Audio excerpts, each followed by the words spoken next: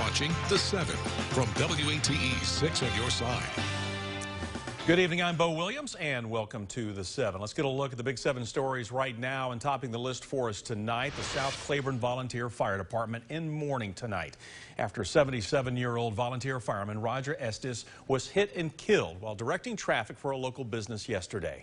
The Tennessee Highway Patrol tells us it happened along Highway 33 near New Tazewell. Flags at half-staff outside the South Claiborne VFD.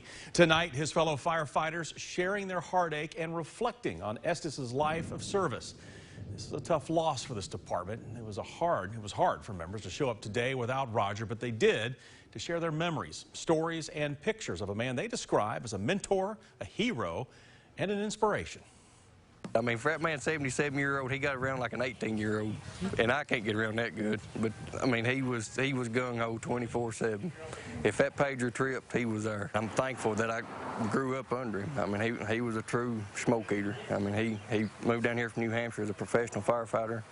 I mean, he knew his stuff, which was awesome. And to me, that was a hero. I looked up to him every day. South Claiborne Volunteer Fire Department is temporarily out of service. Neighboring agencies right now stepping up to cover the area so grieving firefighters don't have to worry about responding to calls. South Claiborne will honor Roger by putting his number 408 on their new truck. In our next Big 7 story, we are continuing coverage of a big overnight fire in Townsend. It sent 2 firefighters to the hospital and caused a popular restaurant to burn to the ground. WAT 6 on your side reporter Paige Weeks has more for us tonight from the scene.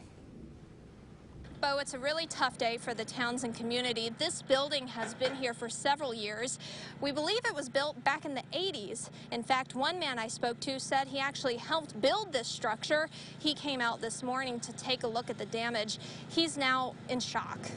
We built this, I think, in 1989. It was the place to be. It breaks my heart. It's sad. Firefighters expect to see smoke for the next couple of hours at least. You might see flames popping up. However, firefighters say that's normal. There's no need to panic. So if you drive by and you do see some flames, it's okay. They are being monitored. We have more on this story right now on WATE.com. Reporting in Townsend, Paige Weeks, WATE 6 on your side. Bo? All right, Paige, thank you. Our next Big 7 story takes us to some national news as we learn more now about the deadly July 4th shooting at a parade in Highland Park, Illinois, just outside of Chicago. Authorities now say the suspected gunman had planned the attack for weeks, firing more than 70 rounds with an AR-15 style gun that killed at least 7 people and wounded more than 30 others. We're told the shooter evaded initial capture by dressing as a woman and then blending into the fleeing crowd. He brought a high-powered rifle to this parade. He accessed the roof of a business via a fire escape ladder and began opening fire on the innocent Independence Day celebration goers. During the attack, Crimo was dressed in women's clothing, and investigators do believe he did this to conceal his facial tattoos and his identity and help him during the escape. When the rampage was over, authorities say Robert Crimo III dumped the rifle, got down from the roof where he was shooting, and then walked among the same people he had just been shooting at.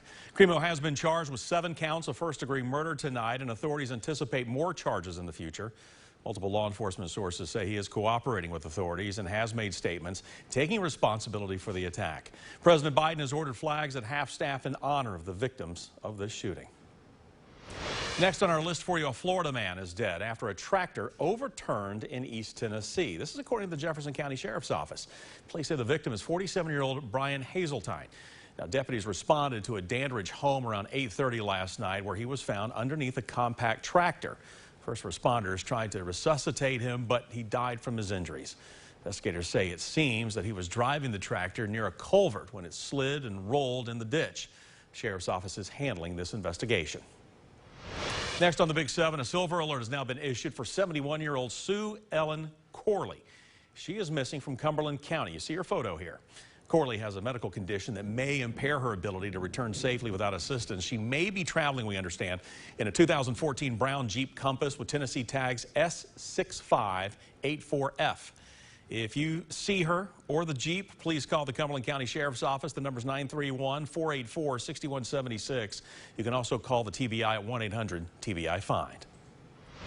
Continuing our Big 7 list for you with a warning from the Knoxville Police Department tonight. If you choose to cool off this summer at one of the local quarries, please remember to take extra precautions to protect your possessions.